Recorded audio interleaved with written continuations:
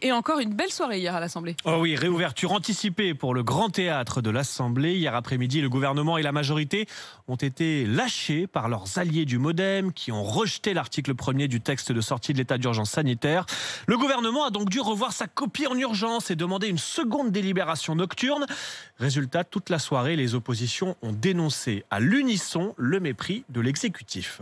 Vous avez été mis en minorité par votre collègue de la majorité parlementaire qui vous ont dit à quel point vous n'écoutiez pas, vous n'entendiez pas. Non, vous n'écoutez pas les parlementaires, écoutez les parlementaires, c'est accepter les amendements. Et tous les Français qui nous regardent vont comprendre le mépris qu'a le ministre de la Santé. Mais quelle honte sur notre pays d'un comportement aussi arrogant et incompétent.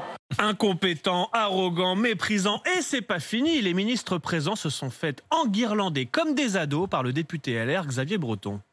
Tout d'abord, messieurs les ministres, je voudrais vous inviter à quitter vos smartphones. Un peu de respect, vous nous regardez dans les yeux et vous arrêtez d'avoir les yeux fixés sur votre écran. Et donc ça suffit maintenant, c'est compris ?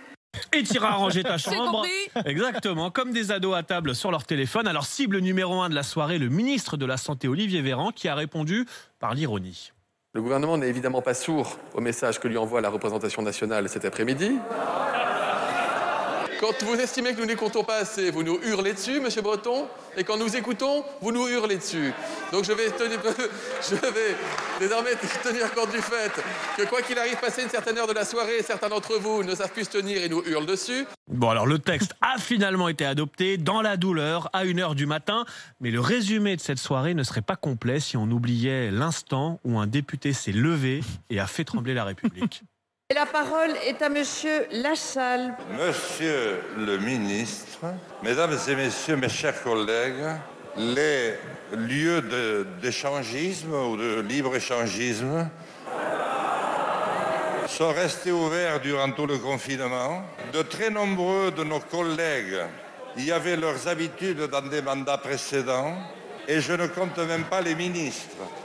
Monsieur Lassalle, vous vous égarez là. Recentrez votre propos. Voilà, la présidente Annie Genevard qui demande à Jean Lassalle de recentrer son propos. Bah, c'est dommage, il était sur le point de balancer le nom des ministres qui fréquentent des clubs échangistes.